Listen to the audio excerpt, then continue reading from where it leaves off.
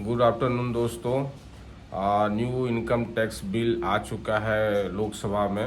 It has been tabled जो replace करेगा income tax act 1961 को। मैं ये बता दूं सभी व्यूअर्स को कि एक्चुअली ये इनकम टैक्स बिल लाया गया है, इससे टैक्स पेयर को कोई इम्पैक्ट नहीं होगा, क्योंकि जितना पहले हम लोग टैक्स देते थे उतना अभी भी देना पड़ेगा। मतलब जो स्लैब की बात हुई है, तो ये टैक्स पेयर को कोई बरी होने की ज़रूरत नहीं है। बट इसमें कोई की चेंजेस है जो पहले जो इनकम टैक्स 1961 था उसमें और अभी जो बिल टेबल किया गया, इसमें कुछ की चेंजेस है जो हम लोग डिस्कस करेंगे। पहला तो की चेंजेस ये है कि एक्चुअली पहले इसमें जो था 298 सेक्शंस था और 14 शेड्यूल था ना। इसको जो है अब इसमें जो है 536 सेक्शन रहेंगे और 16 शेड्यूल्स कर दिया गया है।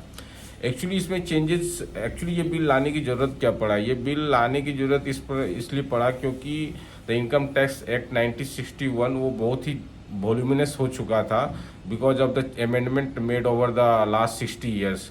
तो अभी इसकी ज़रूरत थी, there was a necessity to bring a new bill so that we can remove the redundant sections and things which is in the income tax act 1961।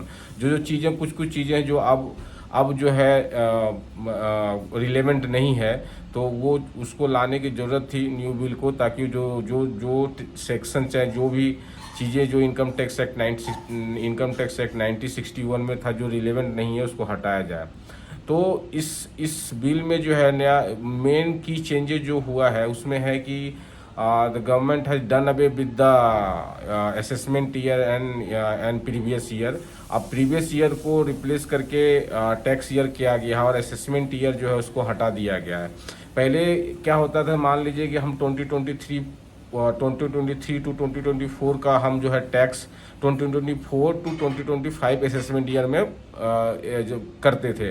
अब क्या है, असेसमेंट ईयर और प्रीवियस ईयर ये दोनों को रिप्लेस कर दिया गया है। असेसमेंट ईयर को तो स्क्रैप ही कर दिया गया है और जो प्रीवियस ईयर था उसको टैक्स ईयर के मतलब टैक्स ईयर में रिप्लेस किया गया। मतलब अब इसमें कोई भी नहीं रहेगा, ना तो प्रीवियस ईयर रहेगा ना तो असेसमेंट ईयर रहेगा, ओनली एक ही चीज़ रहेगा, वो रहेगा टैक्स ईयर।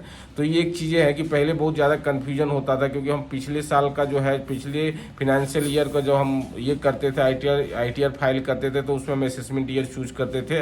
मान लो कि 2023 और 24 का जो इनकम है हम वो असेसमेंट ईयर 2024 और 2025 में पे करते थे। तो ये कन्फ्यूजन बहुत ज़्यादा होता था, जो कि अब सिंप्लीफाई हो गया है। मतलब अब जो है एक ही रहेगा, वो टैक्स ईयर रहेगा। दूसरा की चेंजेस क्या है, फ्रीजमेंट टैक्स बेनिफिट, वो भी इस बिल में जो है मतलब सरकार समाप्त कर दी है। सो अब वो देयर इज नो मोर फ्रीजमेंट tax mention in the income tax act 1961 में।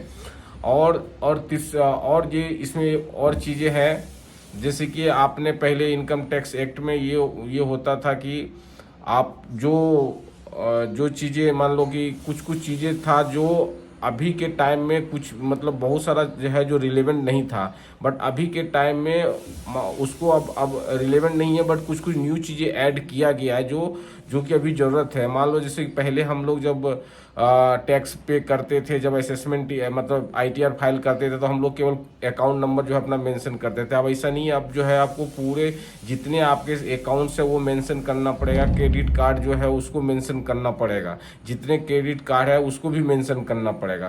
पहले क्या होता था कि हम लोग जो है कोई एक अकाउंट को मेंशन करके छोड़ देते थे। हमारे पास इवन मल्टीपल बैंक अकाउंट है तो उसको हम मेंशन नहीं करते थे, बट अब मैंडेटरी कर दिया गया कि आप सभी अकाउंट को, सभी बैंक अकाउंट को आपको मेंशन करना है, plus in addition to the credit card that you hold. So जितने भी क्रेडिट कार्ड है उसको भी जो है मेंशन करना पड़ेगा।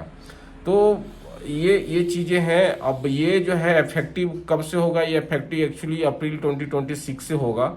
अभी तो इसको लोकसभा में लाया गया है और ये तो as a finance bill, as a money bill इसको लाया गया है। स्पीकर जो है अप्रूव किया है एज ए मनी बिल। मतलब मान लो मनी बिल में क्या होता है कि ये राज्यसभा में डिस्कशन में नहीं जाएगा।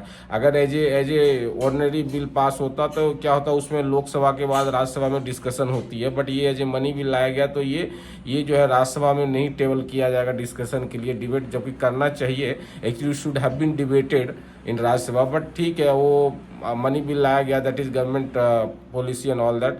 तो वो अब डायरेक्ट जो है पार्लियामेंट्री कमेटी ऑफ फिनेंस पे जाएगा, उसके बाद वहाँ पे स्क्रूटनी होगा, उस पर डिबेट होगा, उसके बाद जो है ये प्रेसिडेंट के पास जाएगा अप्रूवल के लिए। Once the president approve this bill then it becomes act. तो ये न्यू इनकम टैक्स एक्ट 2025 बन जाएगा। तो ये जो है ये अप्रैल 2026 से इफेक्टिव होगा।